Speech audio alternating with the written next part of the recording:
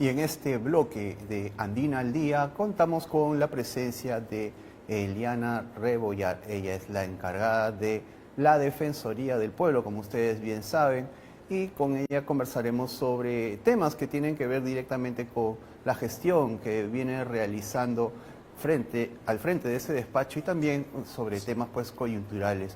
Bienvenida a nuestro programa. Eliana, gracias por estar con nosotros. Fidel, muy buenos días, a tus órdenes para poder conversar contigo. Bien, quisiera empezar esta entrevista de repente con una nota triste, ¿no? Inevitable también de tocar, que es el fallecimiento de Rosalino Flores, un joven que en el Cusco resultó herido durante las protestas pues, de índole política que se han venido realizando en las últimas semanas y bueno, tras un largo periodo de estar postrado, falleció en el hospital Loaiza. Esto me da pie para consultarle respecto a la información que su despacho maneja sobre cómo avanzan las investigaciones para determinar las responsabilidades en las muertes que se han registrado en dicho contexto.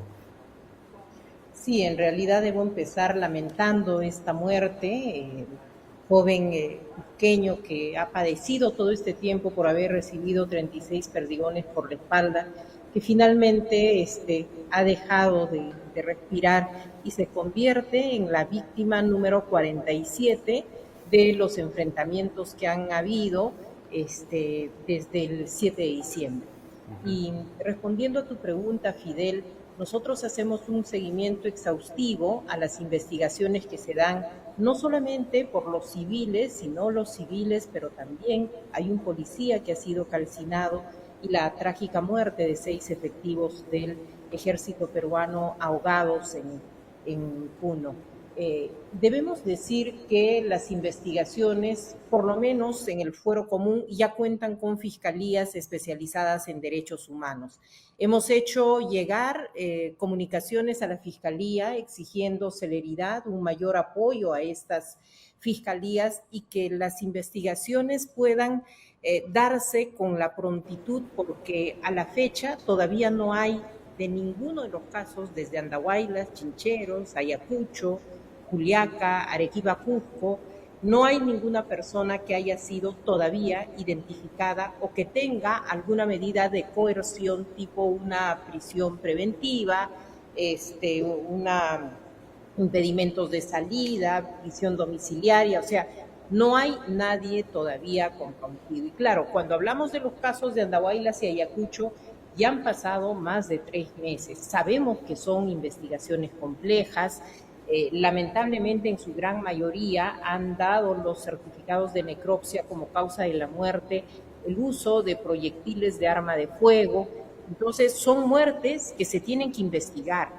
Se tienen que investigar porque lo contrario daría una imagen de impunidad. Y la Defensoría lo que viene exigiendo es que efectivamente haya justicia, haya verdad, con esto la reparación que corresponde, pero también garantías de no repetición.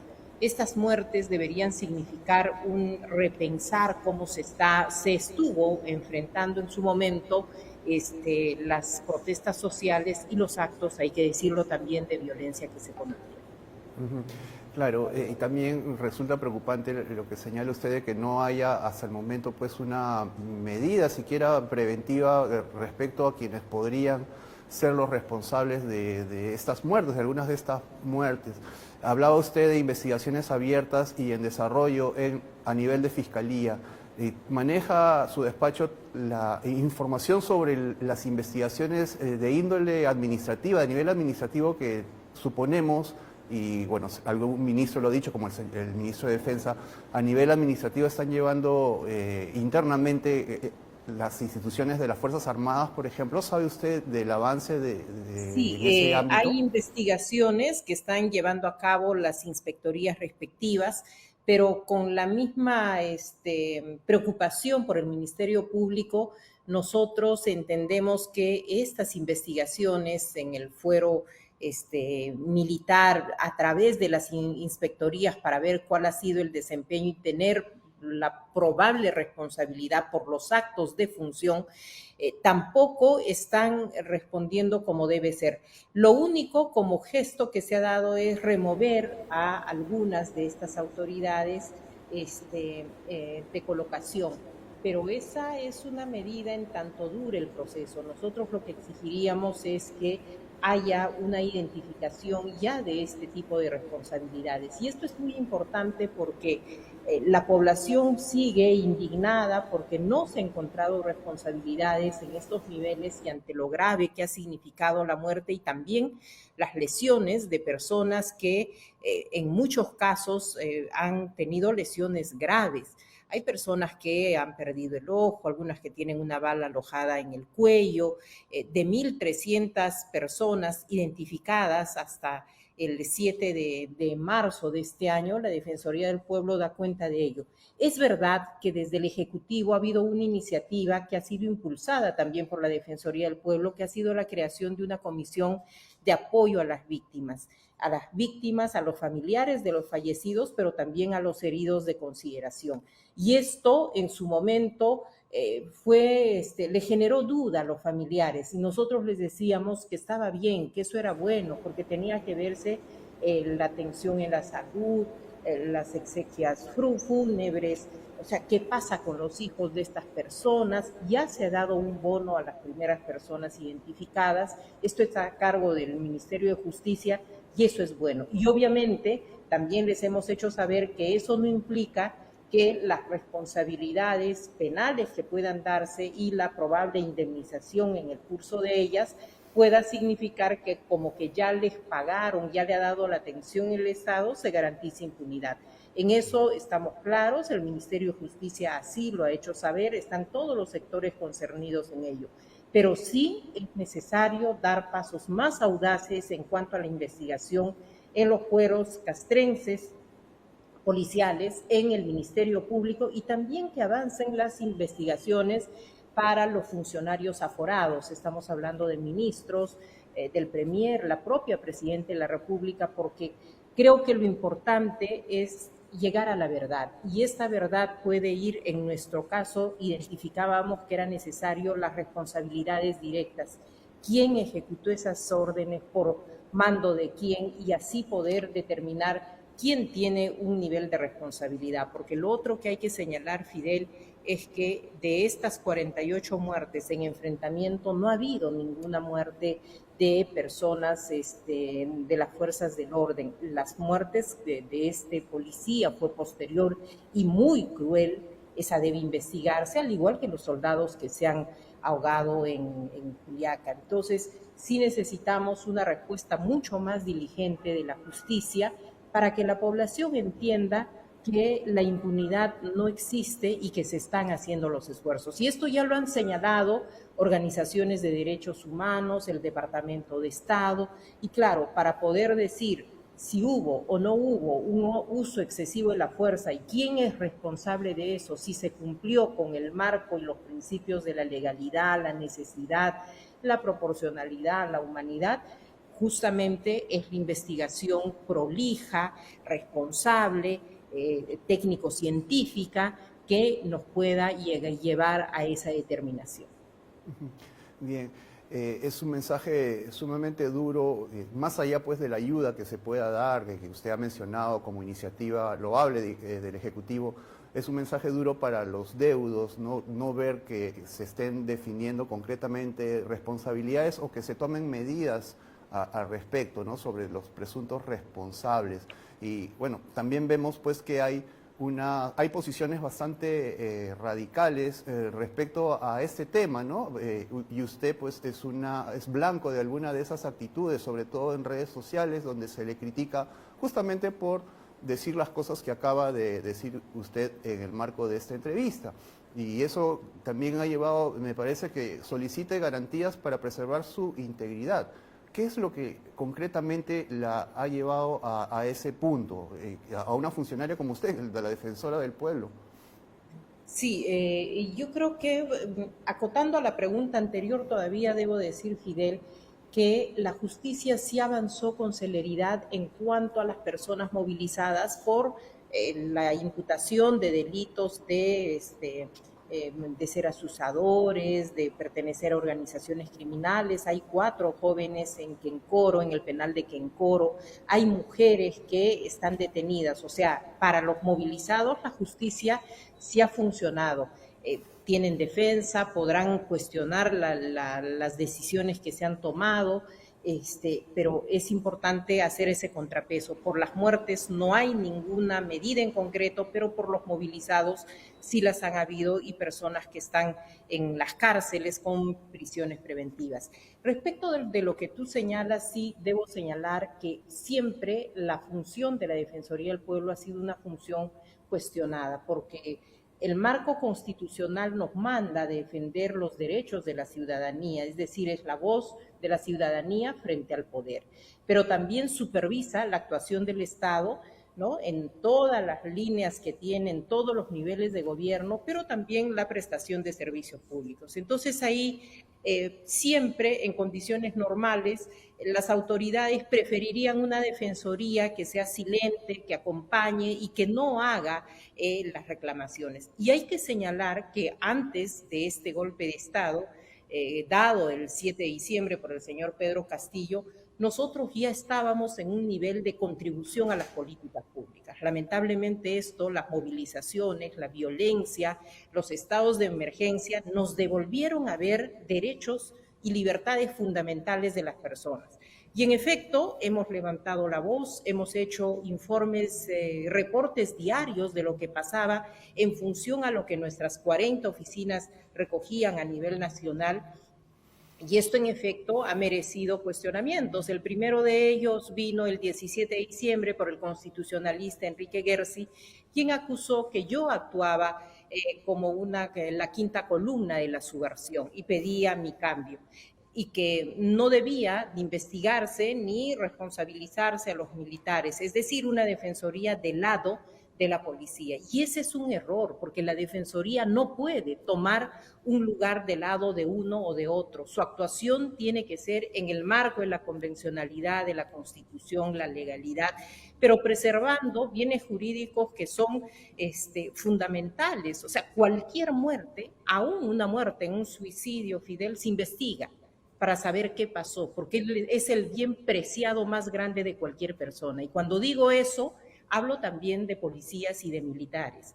Entonces, el hecho de haber nosotros pedido en Ayacucho que cese el fuego, porque sí sabíamos por los videos que nos mandaba nuestra representación en Ayacucho de que les estaban disparando directamente, y en la poste Conchopata llegaban personas con heridas de bala, pedimos el alto al fuego. Eso significó este primer ataque en expreso del doctor Gersi, que después estalló las redes. Entonces, cada vez que la Defensoría dice algo, las redes estallan, hay una fuerte acción de estos grupos de la resistencia, la insurgencia, han filmado videos haciendo relación a que yo tengo, claro, de lo que dijo que era la quinta columna de la subversión, ya me han etiquetado como terrorista, proterrorista, filosenderista.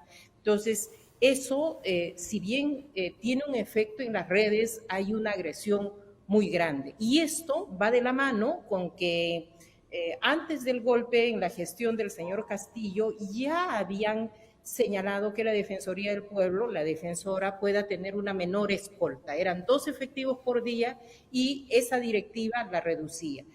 Se me dijo que esa reducción era como una sanción a las investigaciones por corrupción, o habernos pronunciado cuando se hizo amarrar los pasadores con 2 efectivos policiales, y dijimos que eso podía ser un trato degradante o humillante para los efectivos policiales.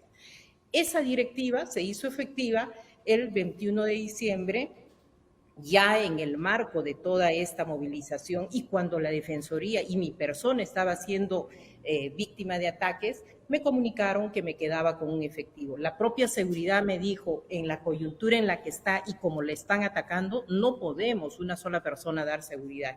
Entonces, mes a mes, hoy mismo tengo que, ante un efectivo policial, decirle por qué necesito que 2 miembros de la policía me cuiden. Pero estos ataques han ido en incremento, también se han referido a mi vida personal, han afectado a mi familia. Luego, a raíz de que el alcalde metropolitano haya señalado que personajes vinculados a la Defensoría del Pueblo lo han pretendido extorsionar con 1000 pasajes, igual. Entonces, y eso lo hemos denunciado como agraviados la Defensoría y la municipalidad. Espero que el alcalde nos ayude a ver quién lo ha extorsionado en nombre de la institución. Pero todo ello ha significado una respuesta muy hostil. Yo he estado la semana pasada en Ginebra y claro, al fragor de lo que pasa en nuestro país, a veces no somos muy conscientes de cuánto nos están atacando o afectando.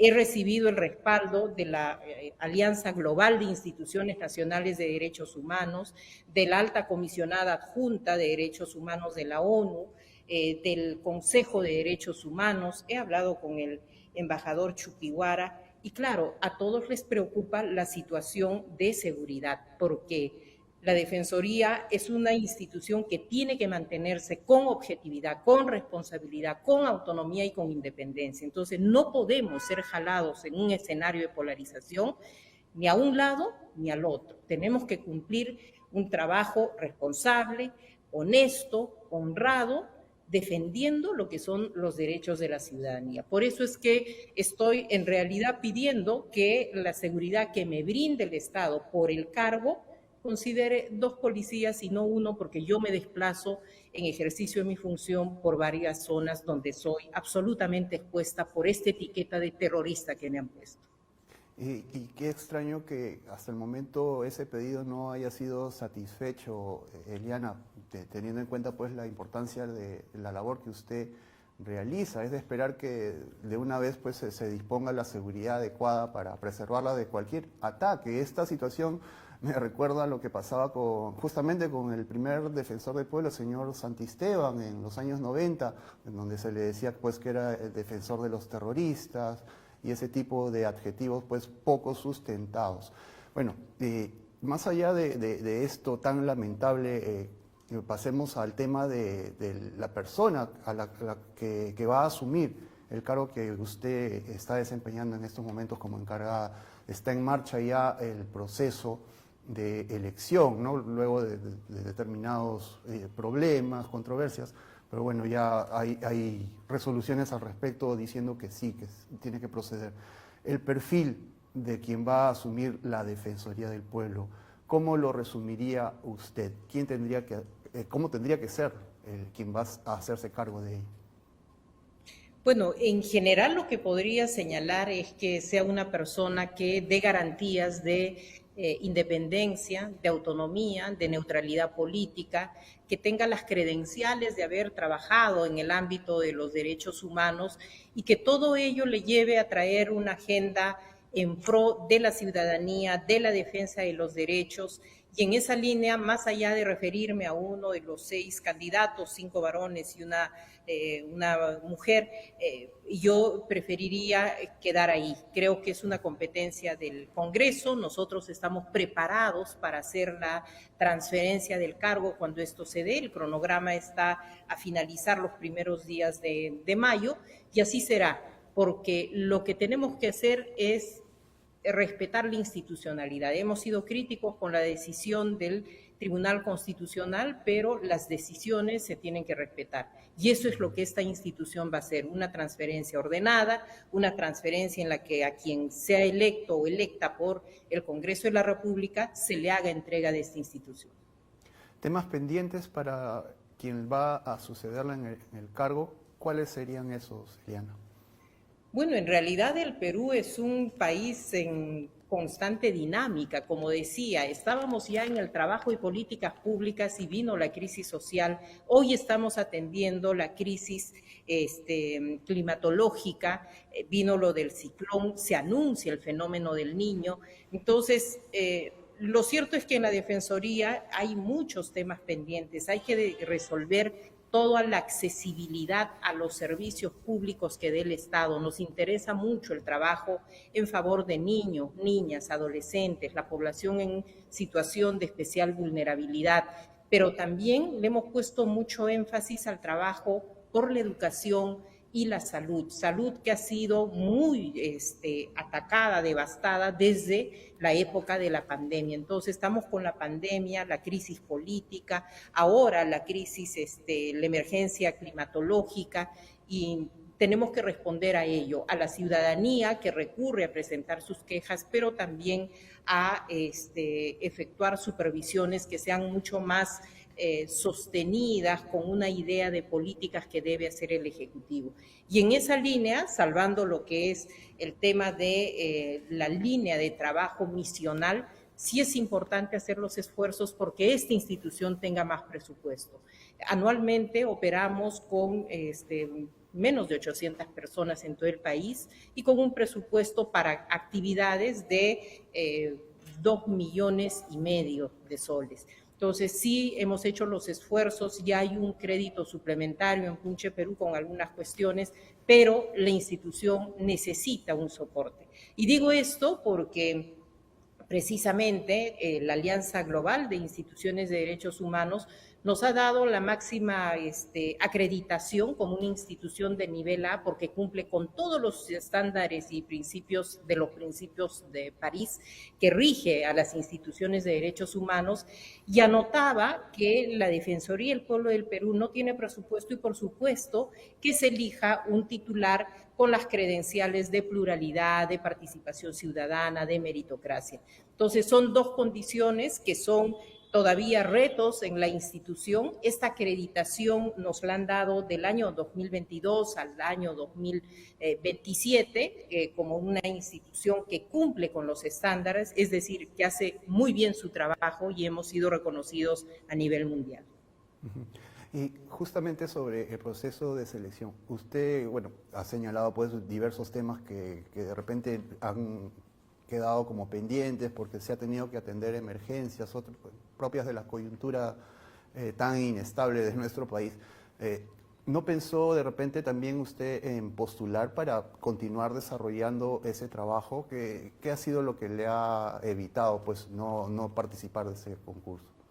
Mire, Fidel, cuando yo asumo el 30 de abril había un proceso en curso y al reunirme con los funcionarios, adjuntos, adjuntas, la alta dirección, habiendo ese proceso por invitación, les hice saber mi decisión de estar en el interinato hasta entregar la institución a quien sea elegido o elegida. Y les di la posibilidad de que si eran ellos invitados para poder participar, podían hacerlo, pero no como candidaturas de la institución. Y hago eco en eso porque son procesos por invitación, no son, la modalidad que han elegido es por invitación y no por concurso público. Entonces, claro, el hecho de estar en el ejercicio del cargo y postular hace que uno necesariamente tenga que hacer trabajo político con las diferentes bancadas. Y ese trabajo político, sí tiene un costo con la institución. En la eventualidad de que uno pierda o ese proceso caiga, las posibilidades de seguir cumpliendo con esa autonomía ya estarían en cuestión, porque dirían qué partido o qué agrupaciones políticas propusieron esta persona. Esa ha sido la valoración más en el ámbito personal, porque son invitaciones de bancadas. Obviamente, eso no significa que sea la regla. Como digo, cualquiera de mis colegas pudo ser invitado y pedir una licencia para hacer el trabajo político y hacerlo. Siempre yo he considerado que los concursos públicos son las mejores formas de selección, pero también entiendo que es una fórmula muy larga para ver el mérito de las personas, y por ello es que esa ha sido mi decisión, que se mantuvo en la segunda elección, que además tenía una medida cautelar y no podía participar, y por supuesto en la tercera tampoco, ¿no? Bien. Y mencionó también como uno de los imponderables que se ha tenido que enfrentar tanto su despacho como en general todo el aparato público, el tema de las lluvias, los desbordes. Bueno, ahí hemos visto pues el colapso de infraestructura que en principio tendría que haber servido justamente para defender a la población de los embates de fenómenos como estos. el papel de la Defensoría al respecto, bueno, cómo se ha desarrollado en el ámbito en general de la afectación de las personas por esta situación. Mire, en el fenómeno del niño del 2017 tuve el privilegio de poder coordinar toda la acción de la Defensoría del Pueblo a nivel nacional. Entonces tengo el conocimiento, la formación, y cuando se dio esta emergencia, primero por el ciclón, activamos los mecanismos que ya teníamos, pero tampoco es que la institución del 2017 a la fecha estuvo silente. A todos los gobiernos se les ha ido recordando que había trabajos que hacer, porque esto es cíclico. Ya el Banco Interamericano de Desarrollo ha señalado que en Sudamérica la alta vulnerabilidad la tienen Perú y Colombia. Entonces, si somos un país que está sujeto a la vulnerabilidad, tenemos que actuar. Con el ciclón ya en marcha, la Defensoría, ¿qué hace? Activa plataformas de defensa civil que se pongan en funcionamiento, los grupos de trabajo. Hemos exigido a las autoridades regionales y locales infatigablemente que ejecuten el presupuesto y la partida 068, ¿no? Para la prevención, para la preparación. Hoy estamos con INDECI pidiendo que se den las facilidades para que puedan invertir esos dineros, darles fondos y también tener la ayuda humanitaria. Porque ¿qué pasa? Hay una ficha que es la ficha para llenar los requerimientos. Eso se ha dejado a una situación ex post, de modo que puedan los alcaldes con un correo poder señalar qué es lo que necesitan. He estado en Cieneguilla, por ejemplo, el fin de semana, el sábado pasado, y hemos coordinado con el alcalde porque las necesidades son muchas. Barrio Seco tiene Río Seco tiene mucha población, pero la Quebrada del Moya hay poca gente que está aislada y la ayuda no llega. Entonces, son ellos, la autoridad distrital o local, la que tiene que hacerlo. Y sí, últimamente hemos hecho un pedido al INDECI para que pueda hacer una evaluación de escalar extraordinariamente a un nivel 5 de atención. Es decir, que el gobierno nacional con INDECI pueda atender la coordinación y también la acción, al menos en las regiones que están más afectadas. Estamos hablando de Piura, Lambayeque, La Libertad, Ancash, Lima, Ica. Y de todas, la prioridad para nosotros es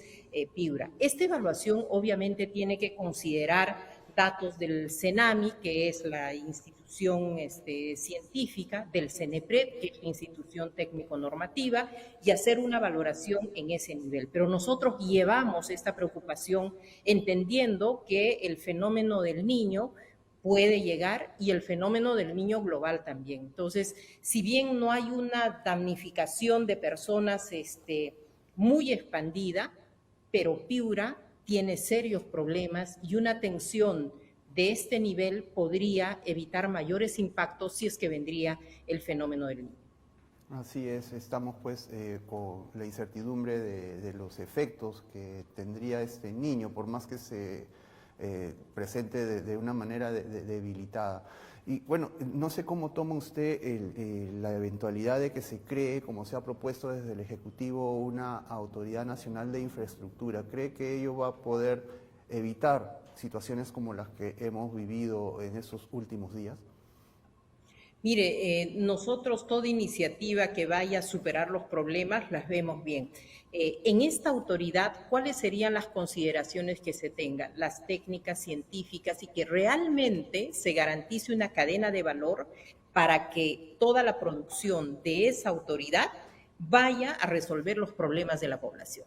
Porque si no, podemos terminar como con la Autoridad de Reconstrucción con Cambios, que a la fecha nos ha demostrado muy pocos avances, pero en inversiones incluso sutiles, irrelevantes, que han sido la prioridad. Entonces, una autoridad de ese nivel tiene que garantizar el resultado, pero también tiene que estar escoltada de medidas contra la corrupción, porque en estos temas hay mucha presencia de funcionarios, de empresas, y hemos visto, la historia en nuestro país nos demuestra cómo es que esto cala en el ejercicio de la acción pública cuando de construcción se trata. Han habido clubes de construcción y esa sería la garantía. que sea absolutamente técnica y que tenga todas las salvaguardas para que la corrupción esté muy alejada de esta autoridad.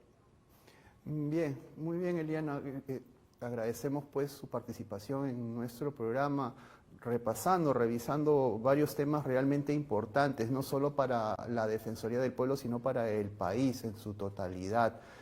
Para terminar, solamente pedirle que le recuerde a la ciudadanía cómo es que puede tener cerca la Defensoría en caso pues la necesite, ¿no? Cómo hacer llegar sus denuncias, cómo hacer escuchar su voz a través de la institución en la que usted está como titular encargada.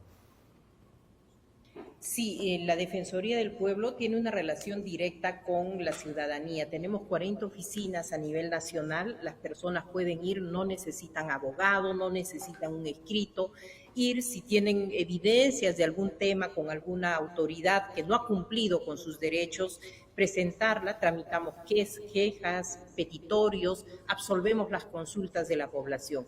Pero también tenemos canales a través de nuestro portal institucional. Hay un formulario para llenar quejas y nuestra línea 0800 15 170. Es una línea gratuita, funciona a nivel nacional y cuando se trata de emergencias, incluso fuera del horario, sábado, domingo, feriados, estamos atendiendo. La Defensoría del Pueblo siempre está al servicio de la ciudadanía, es su esencia y, por ejemplo, en el año 2022 hemos atendido más de 130.000 casos de ciudadanos que han recurrido a nuestra institución. Muy bien, y es de esperar pues que siempre la gente tenga en cuenta eso, que tiene a la Defensoría del Pueblo como un interlocutor, como un receptor de sus necesidades para que lo represente ante las autoridades pues correspondientes. Muchas gracias de nuevo, Eliana, por estos minutos y bueno, que las cosas vayan bien para usted y también para esta institución, que la seguridad, sobre todo a nivel personal, que usted debe recibir, pues la tenga ya. Hasta luego. Muchas gracias, Fidel. Buenos días.